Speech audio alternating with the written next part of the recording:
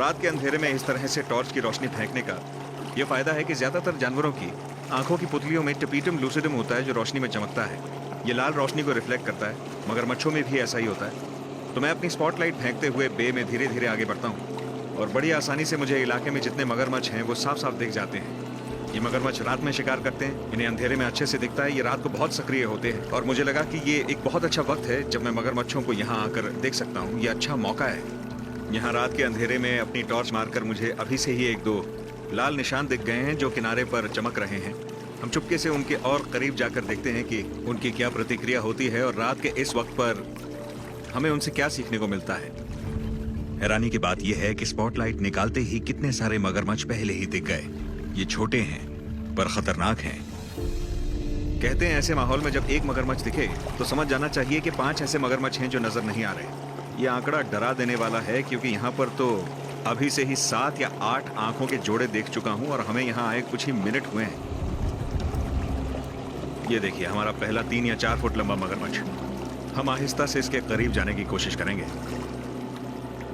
वो रहा, देखिए वहां पर। मैं रोशनी ठीक उसी के ऊपर मार रहा हूं। स्पॉटलाइट का एक और फायदा यह भी है कि लाइट से मगरमच्छ कंफ्यूज हो सकते हैं जिससे वो आसान टारगेट बन सकते हैं। मगर इनके जबरदस्त रिफ्लेक्सेस का जवाब नहीं। कितना फुर्तीला था। मैंने हाथ बढ़ाया तो शायद उसे मेरा हाथ दिख गया और वो बस क्या फुर्ती है। कोई बात नहीं, दोबारा कोशिश करेंगे। मगरमच्छों को पकड़ना एक आदमी का काम नहीं है। एक आदमी बोट चलाए और लाइट पकड़े और दूसरा आदमी मगरमच्छ को संभाले। आइवन वहां देखिए। लीजिए एक और। वो देखिए उसकी आंखें दिख रही हैं। तो मेरे साथ हैं ब्रैंडन पेंटोल्फी जिन्होंने अपनी पूरी जिंदगी मगरमच्छों के बीच में बिताई है। इनके पिताजी अफ्रीका के बहुत बड़े मगरमच्छों के एक्सपर्ट हैं।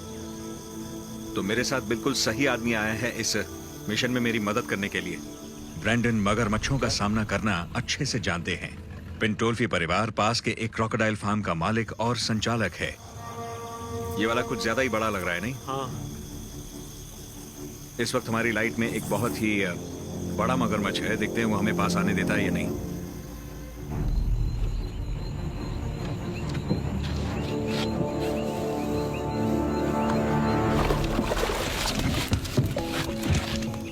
जरा इसकी ताकत तो देखिए।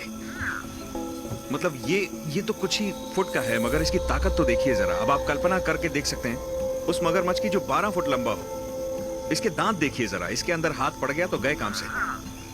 पिछली टांगों पर पंजे में 4 उंगलियां हैं पर 3 नाखून हैं। तो इसका पिछला अंगूठा बिना नाखून के होता है। देखिए आगे के पंजे में भी 5 उंगलियां हैं मगर सिर्फ 4 नाखून हैं। और ठीक वैसे ही पीछे की उंगली में कोई नाखून नहीं। जब इसे पानी में तेज तैरना होता है तो ये अपने पैरों को फोल्ड कर लेता है, इन्हें शरीर से सटा लेता है और आप देख सकते हैं ये कितना स्ट्रीमलाइंड है। और इसके पैर के पिछले हिस्से देखिए बिल्कुल एक पंख की तरह हैं। गोल पुतलियों के मुकाबले ये वर्टिकल पुतलियां कहीं ज्यादा खुल सकती हैं। तो कोई भी सांप या लिजर्ड जिनके वर्टिकल प्यूपल होते हैं वो नॉक्टर्नल यानी निशाचर जीव होते हैं जो कि रात में सक्रिय होते हैं। जरा इस जबड़े को देखिए, दांत कैसे आपस में इंटरलॉक होते हैं। ये जानवर वाकई में एक परफेक्ट शिकारी है। ये करोड़ों सालों से बिल्कुल ऐसे ही हैं।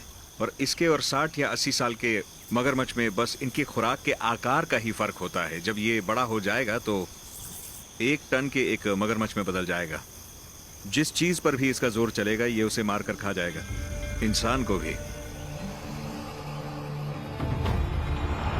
नए दिन की शुरुआत के साथ मैं जा रहा हूं पेंटोल्फी क्रोकोडाइल फार्म, बड़े मगरमच्छों को देखने और उनके अंदर की ताकत को परखने।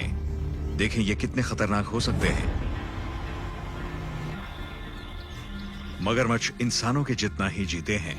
ये 60, 70 या सही माहौल में 80 वर्ष तक जी सकते हैं। ऐसे ही कुछ मगरमच्छ यहाँ इस फार्म पर हैं जो आराम की जिंदगी जी रहे हैं। इसके बावजूद इनके अंदर का वो खूंखार शिकारी मरा नहीं है। हम कई सारे ऐसे गांव वालों से बात कर चुके हैं जो मगरमच्छों के हमलों से बचकर जिंदा निकल आए। तो मैं यहाँ क्रोकोडाइल फार्म पर आया हूँ ये देखने कि इनमें कितनी ताकत है, ये कितनी मजबूती से खींचते हैं, ये कितनी मजबूती से जकड़ते हैं और इनसे बच पाने की असल में कितनी संभावनाएं होती हैं। और इस एक्सपेरिमेंट को करने की इससे बेहतर जगह नहीं हो सकती। एक मगरमच्छ कितना शक्तिशाली हो सकता है और उन्हें कितना बड़ा होने की जरूरत है ताकि इंसान को पानी में खींच सकें।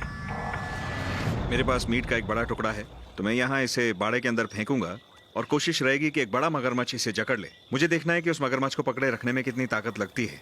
हमने एक आदमी से बात की जिसने अपना हाथ गंवा दिया था क्योंकि उसके दोस्त उसे एक दिशा में खींच रहे थे और मगरमच्छ उसे दूसरी दिशा में। मुझे जानना है कि एक मगरमच्छ से बचने में कितनी ताकत लगती है। अगर आपका हाथ एक मगरमच्छ ने जकड़ लिया है तो उसे खींचने में कितना बल लगता है। इस एक्सपेरिमेंट में मुझे ध्यान रखना होगा कि कहीं मैं उसका अगला शिकार ही ना बन जाऊं। अभी के लिए हम इन छोटे मगरमच्छों में से एक के साथ ही एक्सपेरिमेंट करेंगे, उसके बाद बड़े मगरमच्छों के पास जाएंगे। उन्हें मांस दिख गया और फौरन चले आए और मांस के लिए आपस में लड़ने लगे। अब ये एक छोटा मगरमच्छ है, मैं बस इतना ही खींच पा रहा हूं। इसे पानी से बाहर निकालने की कोशिश कर रहा हूं। ये तो सिर्फ 8 फुट का है। ये सिर्फ एक 8 फुट का मगरमच्छ था और सिर्फ 8 फुट के मगरमच्छ ने इतना भी नहीं करने दिया कि मैं उसे पानी से बाहर खींच सकूं। मैं तो बस उसे कुछ ही फुट तक खींच पाया। आप इसके दांतों के निशान देख सकते हैं। इसने मीट के टुकड़े की बुरी हालत कर दी है और उसके बाद ये घूमने लगा जैसा उस मछुआरे ने हमें बताया था। दबाव बढ़ने पर मगरमच्छ घूमने लगा और मछुआरे के हाथ को तोड़ दिया और उसके हाथ को ही ले गया। तो अब हमारे सामने ये 12 या 13 फुट का मगरमच्छ है। सच कहूं तो इसके जबड़ों को देखते ही मुझे हिम्मत नहीं हो रही है कि इसके साथ मैं इस एक्सपेरिमेंट को करूं भी। पर बड़े मगरमच्छ के साथ कोशिश करते हैं और देखते हैं कि मैं इसे खींच पाता हूं या नहीं। मैं नहीं चाहता कि रस्सी मेरे पैरों में फंस जाए। रस्सी में पैर फंसा तो मीट के साथ मीठे में मैं भी चला जाऊंगा। तैयार हो ना?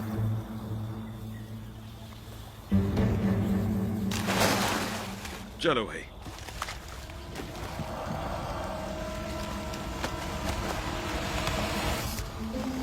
कभी कभी सबसे शक्तिशाली नहीं बल्कि सबसे तेज बाजी मार जाता है। इस छोटे मगरमच्छ ने हमारे एक्सपेरिमेंट में बाधा डाल दी है। दोबारा कोशिश करते हैं। तैयार? बड़े मगरमच्छ ने अपनी गलती से सीख लिया, वो अपनी गलती दोहराना नहीं चाहता। मेरा नाम है आइवन कार्टर। मैं मोजाम्बिक के पेंटोल्फी क्रोकोडाइल फार्म में हूँ। मैं एक एक्सपेरिमेंट कर रहा हूँ कि इंसान को पानी के अंदर खींचने के लिए एक मगरमच्छ को आखिर कितना बड़ा होने की जरूरत है। मैंने मीट मगरमच्छ की तरफ फेंका। मुझे फौरन उसकी ताकत का एहसास हो गया। अरे बाप रे! अरे अरे! इसमें तो हैरान कर देने वाली ताकत है। ये मुझे सीधे बाकी मगरमच्छों के मुंह में ले जा रहा था। इसे खींचने का कोई चांस नहीं है।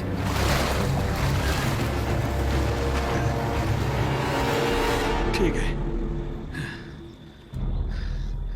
कोई चांस ही नहीं था सिवाय इसके कि जब उसने अपनी पकड़ बदली।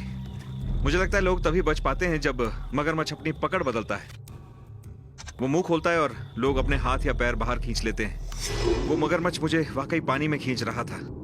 मुझे एक मौका भी नहीं मिला कि मैं उसे खींच सकूं। नामुमकिन।